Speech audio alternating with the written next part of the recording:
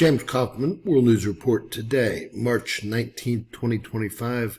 God bless you and yours, no matter where you are in the world. Please subscribe, give us a thumbs up, ring that bell for critical future updates. Scott Jennings slams condescending ex-Biden official. This is an epic must-see here. CNN commentator Scott Jennings went head-to-head with Neera Tanden, a former Biden official, in a heated exchange that laid bare the radical left's hypocrisy when it comes to political violence. It all kicked off when Jennings pointed to recent footage of coordinated attacks on Tesla properties, cars keyed, charging stations trashed, and even firebombs lobbed inside the dealerships. We all know the left does not play by the rules. The other night, Donald Trump said these are domestic terrorists. Everybody laughed about it and scoffed at it. That video looks like terrorism to me. I mean, it's obviously an organized, coordinated effort, however people are communicating with each other, to do this to people around the country who chose to buy a Tesla at some point in the past, many of whom I'm sure are Democrats who bought them in the first place, all because their entire political worldview is ruled by their emotions.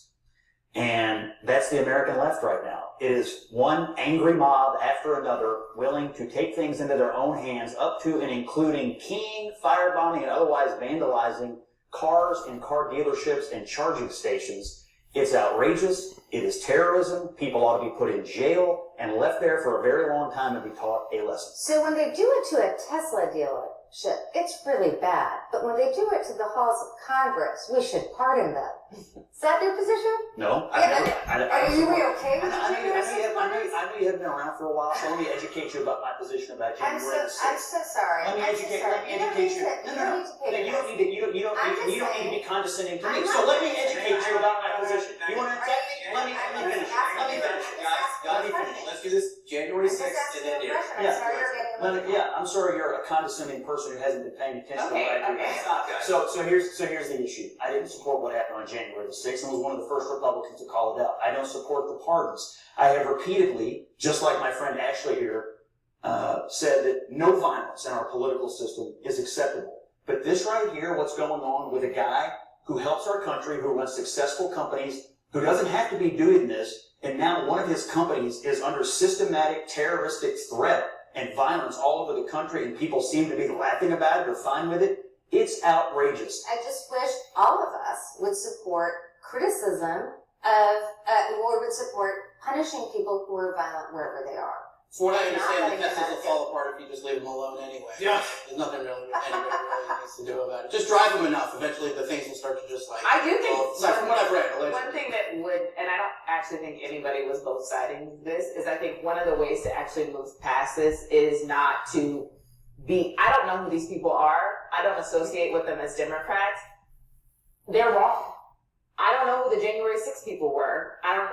You don't associate with them as Republicans. They're wrong. And that is the fact. That is it. Right is right, is wrong. And I think when we try to over-politicize things, that's when tensions get high, and that's where we are in this country. Both sides feel unseen, unheard, and they're taking violence to express themselves, and that's not what we should be about. Who could have ever guessed that she would be the most normal-based person here on the show tonight? God bless you and yours. That Biden official, scary. Please share, subscribe, and always remember, anything's possible. Bizarro world.